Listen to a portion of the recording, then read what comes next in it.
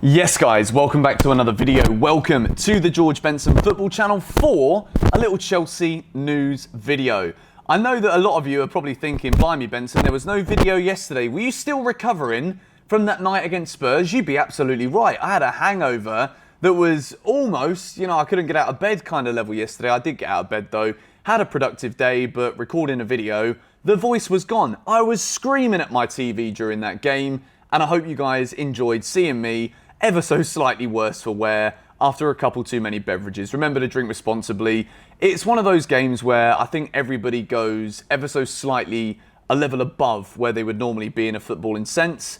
Usually, I don't have a drink when the football's on in Bali because it normally is about 3:45 in the morning and I tend to wake up. But this weekend, because it was an 11:30 kickoff on a Sunday, I just thought, why not? We're going to go for this one. We're going to have a good time. And Chelsea put in the best performance of the season so far. We're going to talk also about Marcos Alonso, but I would love to ask you guys to subscribe to the George Benson Football Channel if you haven't already. And the like target thing is working. I said it in the preview against Spurs. We hit 4,000 likes. If we can hit 3,000 today for your standard Tuesday morning Chelsea news video, I'll be a very happy man. We begin this video today by discussing Danny Drinkwater. I was going to go Benjamin Bloody Chilwell. You guys know that's his nickname here. I was going to go Danny Bloody Drinkwater, but to be honest, I don't really think the name needs that much emphasis. And I mean that in the nicest way possible because a lot of people often forget that Danny Drinkwater is still a Chelsea player. Now, for the last 4 years, when he left Leicester City, Danny Drinkwater was starting to break through into the England squad. Now, I know at that point, the England squad was not as talented and blessed with the young players that we have now.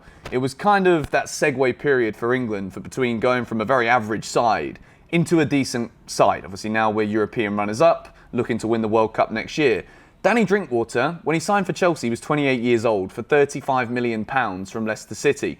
Everyone kind of looked at that as like are we sure this is, 35 million well spent? He scored a wonderful goal against Stoke City, but he's only made 12 appearances for Chelsea in the Premier League in his whole career. 23 appearances in all competitions, and people have kind of forgotten that he's a Chelsea player. He's on loan now at Reading and played very well actually in their win at Fulham at the weekend in the Championship. But Danny Drinkwater has basically come out and said what we've all thought since he signed for the club, and that is that his Chelsea career has been nothing shy of a shambles. Now, at some point, you've got to look at Danny Drinkwater and think, right, there can't have been the best attitude here after this deal. Who takes the position they're in? I'm not saying this is fully Danny Drinkwater, but from my perspective, this is how it looked from the outside. Danny Drinkwater gets a massive move. He won the league with Leicester City, gets a huge move to Chelsea a year on. He's looking at this thinking, you know what, I'm 28, this is decent, I'm in London. And you just wonder if the whole thing got the better of Danny Drinkwater and he ended up going down a path of not really caring about stuff, It kind of seems like that to me. A man who is trying to really solve the issue that is a lack of playing time at the highest level in his career, despite the wages that he is on at Chelsea Football Club. So the fact that Danny Drinkwater's come out and said that his career at Chelsea has been a shambles means that I can finally maybe stop feeling so bad about saying it myself, even though I'm obviously granted and welcome to my own opinion about anybody. The fact that Danny Drinkwater has kind of confirmed what we've all thought and believed for so long this year at Reading at 31 years old to suggest that he can prolong his footballing career for a few years because he was good at Leicester. He won the league. He was exceptional that season alongside N'Golo Kante, and we never got to see that Danny Drinkwater N'Golo Kante partnership at Chelsea. I wanted to talk about that because we often forget that Danny Drinkwater is a Chelsea player. Technically, despite the loans and the youth games and the not playing, he's still a Chelsea boy, so we talk about it. We move into a player who has been magnificent so far this season. He's kind of gone under a renaissance, as an article that I read earlier quoted. Marcos Alonso, he's back, and he is back with an absolute bang. He's in the form of his Chelsea life right now.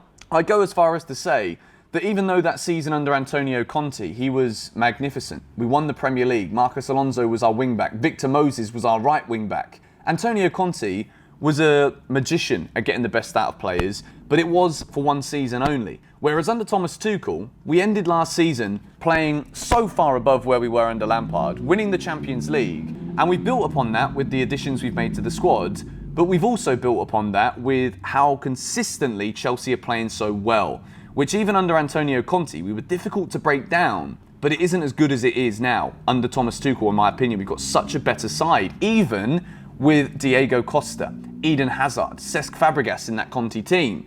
Alonso, in my opinion, looks better than he's ever done. And at the moment, he's keeping Ben Chilwell, a massive Chelsea signing, out of the team. We're going to talk about that in a moment, but I do want to say how delighted I am for Marcos Alonso to be putting in these performances. Yes, we've all read, we've all heard the news about Alonso about 10 years ago, and he gets booed everywhere he goes, which for a footballer at the highest level cannot be easy. But Alonso was talking about the boos against Spurs. He brings up the goals from the past. And I just wanted to mention my appreciation for Alonso here today for what he's doing in a Chelsea shirt right now, because he's performing, again, way above the average that I expected of him before.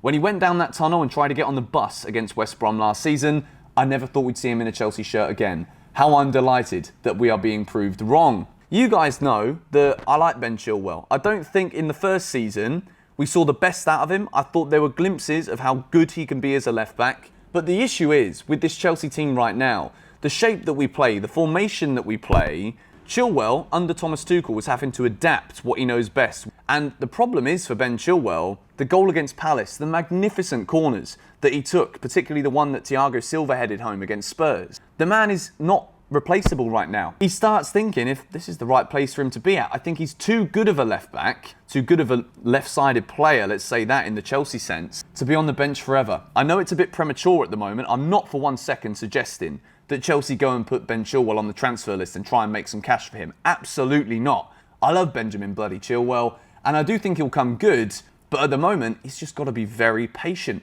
Thomas Tuchel cannot afford to take an in-form Marcos Alonso out of the starting 11. I would love to know what you guys have to say about this one in the comments. I know that Ben Chilwell is a player that a lot of fans like, and Alonso is, even for me, he's a player who's one mistake away from me saying, Alonso, Marcus. I expected this one to come at some point, and now it's come. Ben Chilwell comes back in. I think we're going to see Chilwell against Aston Villa tomorrow night. I'm going to talk about him more in my match preview, but let me know your thoughts on this situation in the comments below. Now, story number 3 comes mainly from yesterday and the day before. Andreas Christensen looks set to sign a new deal at Chelsea to get him £120,000 per week. He, alongside Tony Rudiger and Azpilicueta, of course, are the contracts right now that Chelsea are really looking to get signed, to lock these players in for longer deals so that the likes of your PSGs, your Real Madrids that are currently in for Rudiger, probably big clubs as well, are going to come in for Azpi as that contract draws down. Christensen, again, at the moment, he's absolutely fantastic. I said in my preview against Spurs, I'd have started him ahead of Thiago Silva.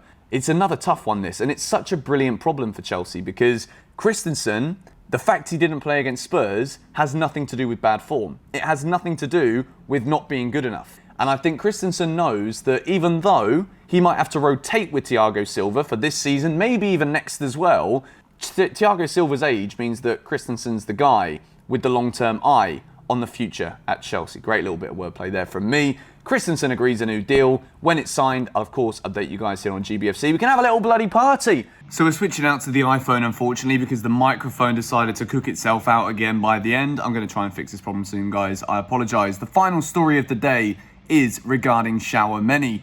Now, Paul Pogba is a big fan of Tchouameni. Chelsea, as we know, were linked with the player from Monaco in the summer. There were talks it was between him, Declan Rice, as potential midfield interest for Chelsea. It's being reported at the moment that Chelsea's interest is still there, with competition from both Manchester United and Juventus. And I want to talk about this one again because even though the transfer window is still a few months away, at the moment, it's very difficult to look at flaws within this Chelsea squad because when injuries come in, players are coming in for injured players and showing just how great they can be. Point in question, Mateo Kovacic with N'Golo Kante's injury, coming in and putting in the kind of performance that we know Kovacic as a top-level elite footballer can put in, one of the best dribblers in the world. However, I do think with the way that the squad is right now, Thomas Tuchel doesn't necessarily trust in Ross Barkley to give him space and time in the team. Ruben Loftus-Cheek has only had a couple of minutes this season off the bench, and I don't really think Thomas Tuchel is in a position to rely on Ruben as a top midfielder at Chelsea right now. So maybe in January, Chelsea go back in with renewed interest in Tchouameni. If injuries persist, Who knows what might happen to a Jorginho, a Kovacic. Touch wood, the desk is wooden. Hopefully nothing happens, but if it does, then I fully expect Chelsea and Thomas Tuchel to go in for Tchouameni in January or next summer. I think he's a very good player. He's had a decent start to the season for Monaco as well, playing some good stuff. He's young, and I think in this Chelsea team, he'd actually fit in very well over a Declan Rice in the current system that we are playing. But anyway, going to wrap up this Chelsea news video here. As I said earlier on when I first started recording with the iPhone, the microphone, I don't know what it is. When I do tests, when I'm not filming videos, there's none of this sound rubbing problem whatsoever. But yeah, it's annoying, I know, but hopefully you guys enjoyed the video nonetheless. If you did, 3,000 likes is the goal. And be sure to subscribe if you haven't already done so. And I'll see you tomorrow for my Aston Villa preview. Come on, you Blues.